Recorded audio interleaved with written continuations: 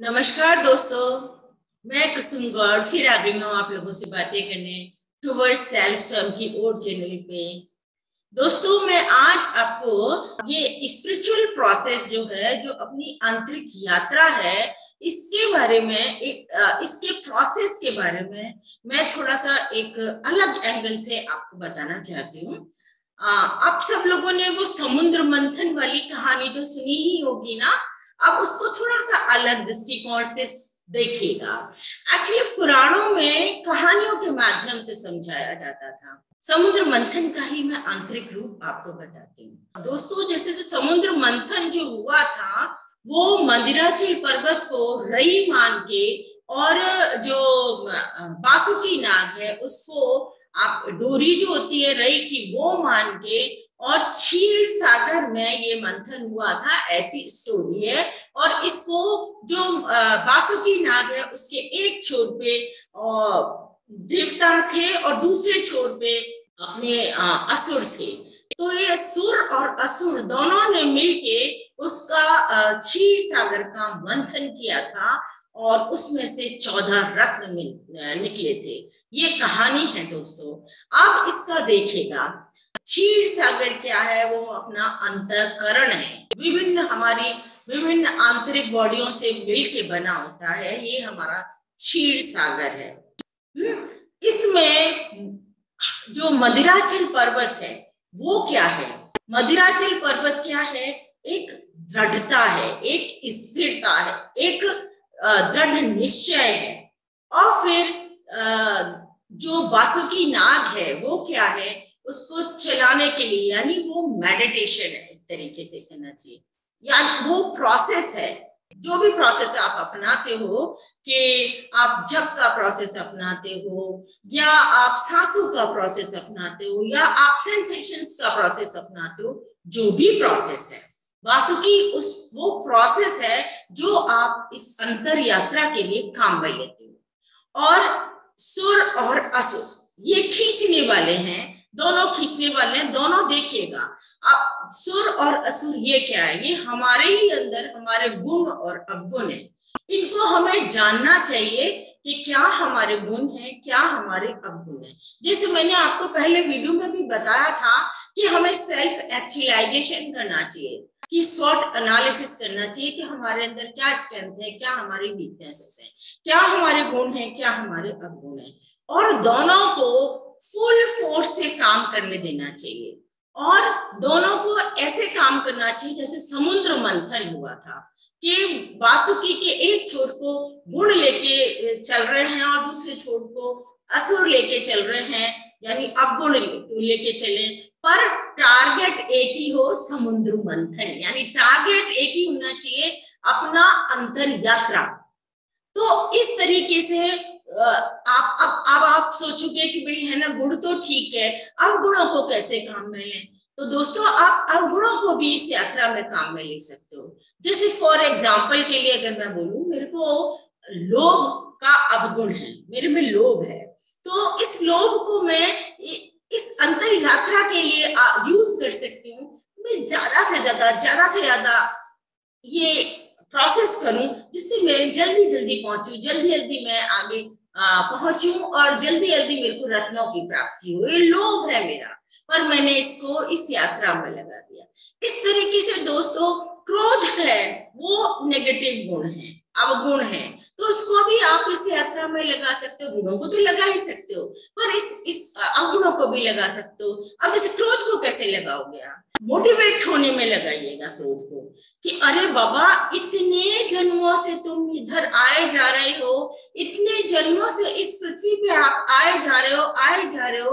अरे भाई, अब की बार तो थोड़ा ध्यान कर लो, और अब की बार इस जन्म मरण के चक्कर से छूट जाओ, और अनंत आनंद, अनंत जो सत्ता है उसमें आपकी स्थिति बना लो, और सत्य चित आनंद की आपकी स्थिति बन जाए।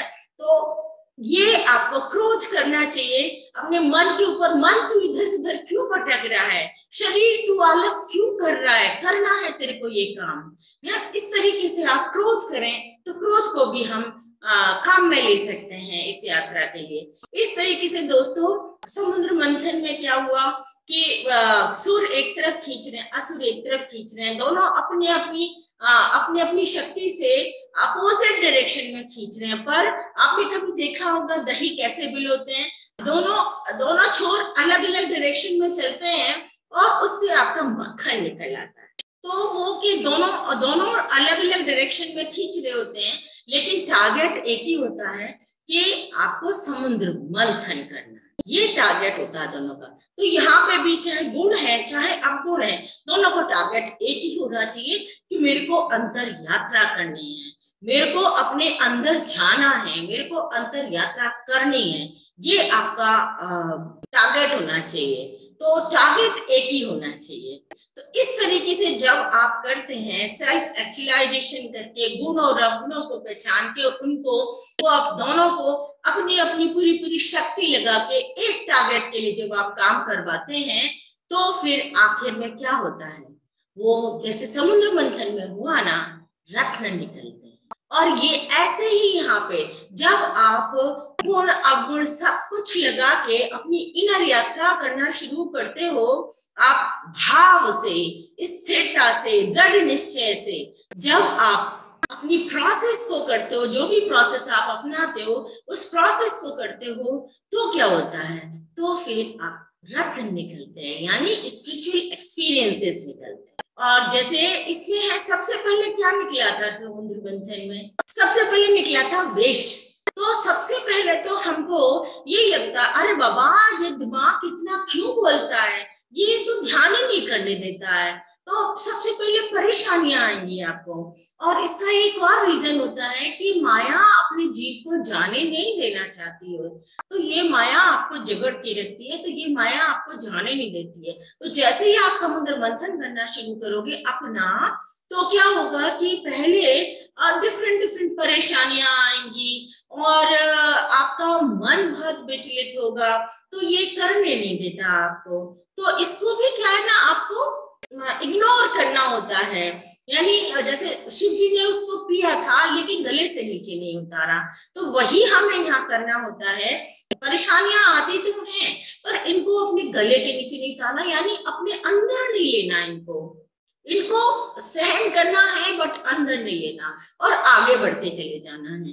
इसी तरीके से जैसे समुद्र मंथन में 14 रत्न निकलते हैं, तो बहुत सारे रत्न हैं उसमें, कामधेनु है, कल्प वृक्ष है, पारिजात है, सबके अपने अपने अपने एक मीनिंग होते हैं। अब सबके साथ स्पिरिचुअल एक्सपीरियंसेस जुड़े होते हैं। कि जैसे कामधेनु है, कामधेनु में क्या है कि आपने जो चाहा वो हो गया। तो ऐसा भी होता है जब आप स्पिरिचुअल यात्रा पर चलते हो, तो यानी वो कामधेनु आपको मिली है। ऐसे ही कल्प वृक्ष होता है, आपके मन में कोई कल्पना आई, वो फलीभूत हो गई, तो ऐसा भी होता है। लेकिन हमें रुकना नहीं चाहिए, हमें आगे चलते ही जाना चाहिए।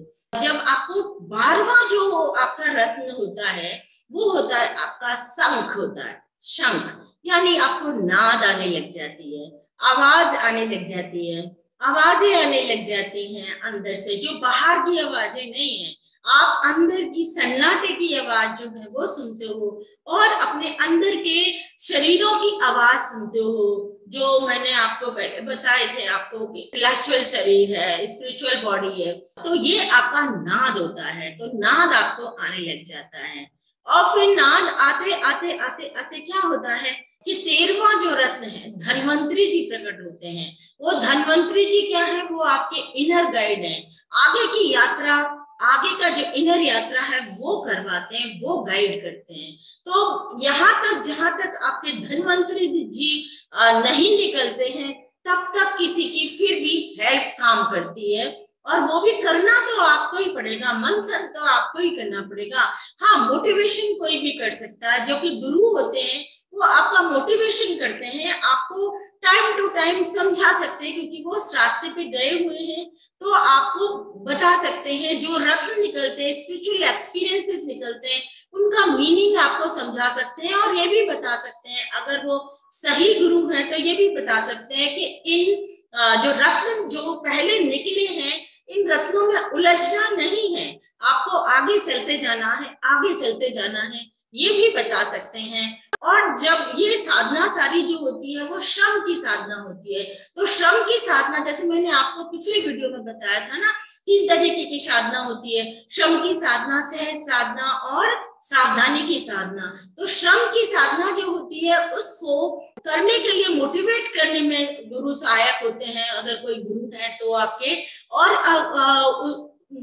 उस श्रम की साधना को करने के साथ जो एक्सपीरियंसेस आते हैं, उन एक्सपीरियंसेस को समझने में सहायक होते हैं और आपको बता सकते हैं कि यहाँ रुकना नहीं है, आगे चलना। बहुत प्रलोभन आएंगे, जैसे मैंने आपको बताया ना, कल्प वृक्ष, कामधेनु, इससे के भी आपके मतलब ये सिंबॉलिक है कि आप जो बोलोगे वो सच हो जाएगा, और इससे के भी आते हैं। तो ये इसमें फंसना नहीं है, इनको इग्नोर, प्रणाम करो, इग्नोर करो और आगे चलो।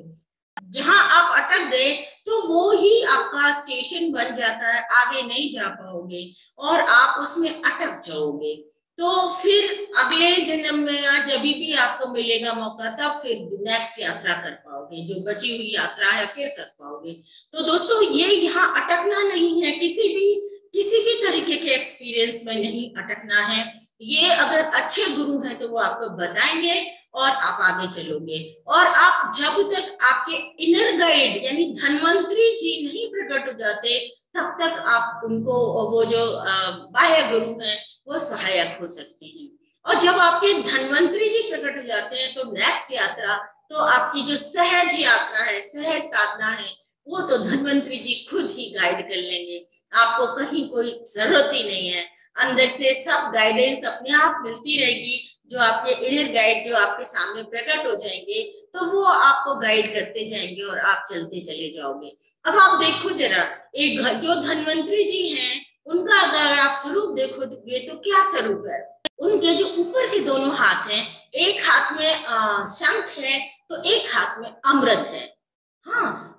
और नीचे के जो दोनों हाथ हैं, तो एक हाथ में जड़ी बूटियां हैं तो दूसरे हाथ में वेद है ना। तो ये सिंबॉलिक है। इसका मतलब क्या है? जो धन्वंतरी जी प्रकट होंगे वो कहते हैं कि ये वेदों के अनुसार वर्तन करो, और जड़ी बूटियां यानी डूज एंड डोंट्स, क्या आपको लेना है, क्या आपको नहीं लेना है, इसका ध्यान रखते हुए आप आगे चलोगे। तो फिर क्या है? शंख यानी आपको ज्ञान, शंख प्रतीक है, आपका ज्ञान का प्रतीक है, आपकी नाद का प्रतीक है। आपको नाद आएगी और कानों में आपको ज्ञान भी आएगा और ज्ञान अंदर से उपजेगा भी ज्ञान। ये धन्वंतरी जी खुद ज्ञान स्वरूप है, अपने आप होने लगेगा, ज्ञान भी होने लगेगा, नाद भी आएगा आपको। और अंत में आपको जो धन्वंतरी जी के हाथ में जो कलश है, वो कलश, ये चौथा रत्न है, कलश मिलेगा, अमृत का कलश मिलेगा आपको। और ये अमृत का कलश जो है, ये क्या है? ये अमरता है। अमृत क्या है? अमरता। अमरता, आप कहोगे कि शरीर तो अमर हो नहीं सकता। हाँ, बिल्कुल आप सही कह रहे हैं। ये शरीर की अमरता नहीं है, ये आपकी अमरता है। यानी आपकी जो कॉन्शियसनेस है वो शरीर से हटके आपकी कॉन्शियसनेस यूनिवर्सल कॉन्शियसनेस में चली जाएगी। और जो ये यूनिवर्सल कॉन्शियसनेस है, ये आपका होता है अमृत, ये होता है आपकी अमरता। जो यूनिवर्सल कॉन्शियसनेस है, आप अगर उसमें मिल जाते हो तो फिर अलग नहीं होते हो। तो इस तरीके से आपकी जो कॉन्शियसनेस है वो अमरता को प्राप्त होती है। इस तरीके से आप अमरता को प्राप्त होते हैं। तो जो 14वां जो रत्न है, वो आपका होता है अमृत, अमरता को प्राप्त करना। और फिर आपकी सदचित आनंद में स्थिति हो जाती है। इस तरीके से दोस्तों, ये जो कहानी है, जो समुद्र मंथन की जो पौराणिक कहानी है, बिल्कुल इसका जो गूढ़ मतलब है वो यही मतलब है। पहले आप अपना सेल्फ एक्चुअलाइजेशन करो और अपने गुण और अवगुण को, दोनों को उनकी फुल पावर से यूज करते हुए आप भाव का एक स्थिर पर्वत बनाओ। और ये जो मदिराचल पर्वत है, ये भाव का, दृढ़ निश्चय का स्थिर पर्वत है। और इसको आप दोनों गुण और अवगुण दोनों से आप समुद्र मंथन करो, यानी अपनी इनर इनर मंथन करो, आप अंदर का अंतःकरण का मंथन करो, आपकी सूक्ष्म सटल बॉडी का मंथन करो, तो फिर आपको ये स्पिरिचुअल एक्सपीरियंसेस आएंगे और फिर धन्वंतरी जी जो है इनर गाइड आपके सामने आएंगे और आप इनर गाइड के हिसाब से आप वो गाइड करेंगे तो आगे की यात्रा आपकी सहज यात्रा हो जाएगी। तो इस तरीके से दोस्तों अगर मैं कहूँ गुरु की आवश्यकता, तो जैसे मैंने अभी आपको बताया है ना, श्रम की जो साधना है, जहां तक अपने धन्वंतरी जी प्रकट नहीं होते अपने ध्यान के कारण, अपने प्रोसेस के कारण, धन्वंतरी जी जब तक प्रकट नहीं होते तब तक हमें उनसे फायदा है, क्योंकि वो उस जगह चल के आए हुए हैं, इसलिए हमें उनसे फायदा है। और जब हमारे धन्वंतरी जी प्रकट हो जाएंगे तब तो हमें वही गाइड करने वाले हैं, तब तो हमारी सहज यात्रा होने वाली है, तो हमें कोई गाइडेंस की बाहर से जरूरत ही नहीं है, और वही गाइड करते चले जाएंगे और आप चलते चले जाओगे। तो इस तरीके से दोस्तों गुरु की आवश्यकता जो है मैंने आपको बता दी है, पर ये ध्यान रखना है दोस्तों, आप गुरुडम में नहीं फंसो। गुरुडम आजकल बहुत कॉमन है, मैं देखती हूँ, मैं बहुत जगह मैंने देखा है, गुरुडम बहुत कॉमन है। एक और बात बताऊं दोस्तों आपको कि जो मेन गुरु हैं उन्होंने तो फिर भी रियलाइज किया हुआ है और रास्ते पे गए हुए हैं, काफी लोग ऐसे हैं जो रास्ते पे गए हुए हैं, तो पर उनके जो बीच के लोग हैं वो एक गुरुडम पैदा कर देते हैं और उसमें आपको फंसा के रख देते हैं। तो दोस्तों मैं क्लियर आपको बता रही हूँ ये वाली बात कि जब तक आपके इनर गाइडेंस के लिए नहीं आते हैं तब तक आप सिर्फ मोटिवेशन और उनसे समझ कि भाई मेरा ये एक्सपीरियंस आया है, इसका क्या मतलब है, अगर ये समझते हो और आगे चलते हो उनके कहे अनुसार कि ये मतलब है, तो आप थोड़ा फास्ट ग्रो कर जाते हो, इतनी सी बात है। अदरवाइज अगर पर इस चक्कर में कहीं गुरुडम में मत फंस जाना कि आपको कोई बताने वाला ही नहीं हो, फिर भी बस वो प्रक्रिया में लगे हुए हो, वो पूजा पाठ में लगे हुए हो और उनकी पूजा पाठ में लगे हुए हो और उनकी संस्था को चलाने में लगे हुए हो, ये गुरुडम में फंसना ही तो है दोस्तों।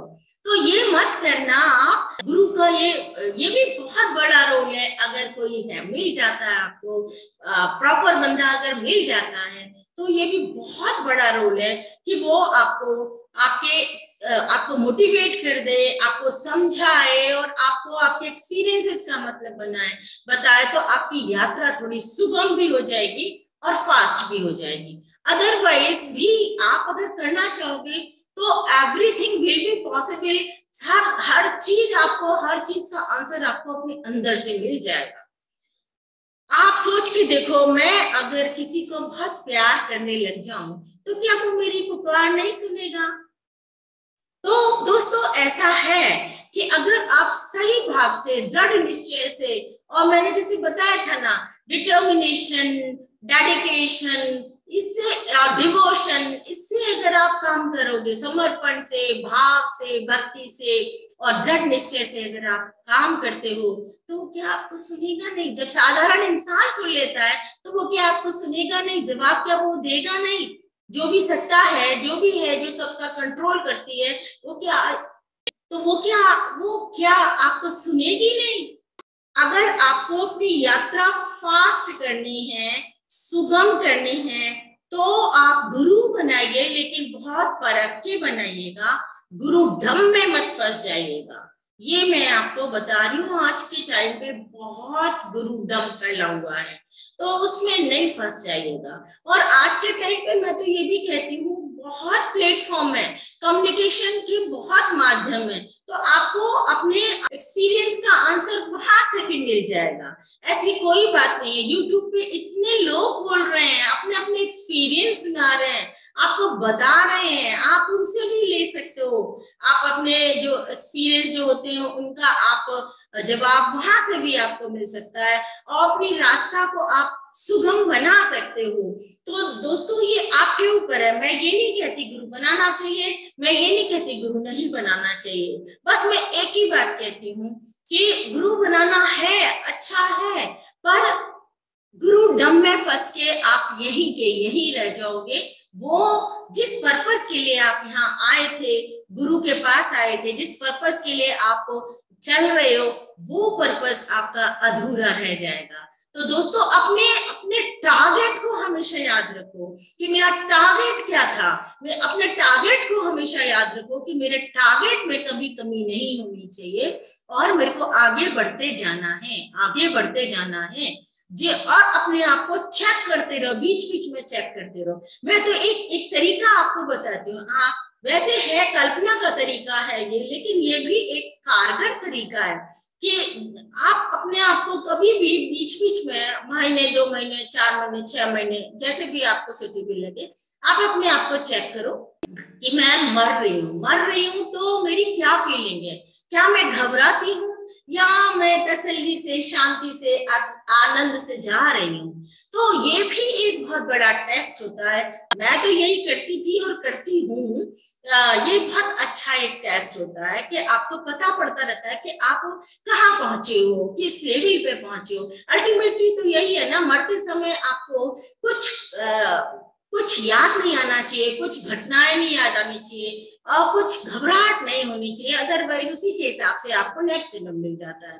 तो दोस्तों जब आप आनंद में और सदचित आनंद की स्थिति वो एक अलग ही होती है। आपको जो अनुभव आएगा ना तो आपको पता पड़ जाएगा मैं क्या कहूँ, आप खुद समझोगे कि क्या है ये, तो आपको पता अपने आप पड़ जाएगा।